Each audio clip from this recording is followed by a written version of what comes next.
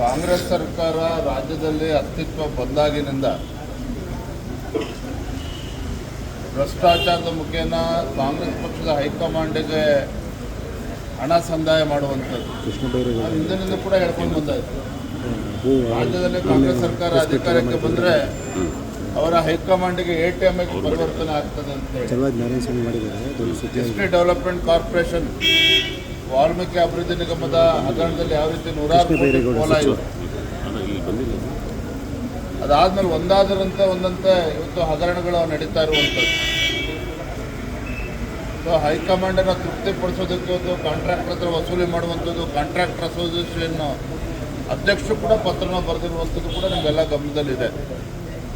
ಹಾಗಾಗಿ ಭ್ರಷ್ಟಾಚಾರ ಬಿಟ್ಟರೆ ರಾಜ್ಯ ಸರ್ಕಾರದಲ್ಲಿ ಇನ್ನೇನು ಕೂಡ ಅಭಿವೃದ್ಧಿ ಕೆಲಸಗಳು ಆಗ್ತಾ ಇಲ್ಲ ಅನ್ನೋದು ಸತ್ಯ. ಅಲ್ಲ, ಬಡವರಿಗೆ ಸಿಗಬೇಕಾದಂಥ ಔಷಧಿ ಸಿಗ್ತಾ ಇಲ್ಲ ಸರ್. ಆದರೆ ನೋಡಿಯವರಿಗೆ ಬಡವರಾದ್ರೇನು ಶ್ರೀಮಂತರಾದ್ರೇನು ಇವರಿಗೆ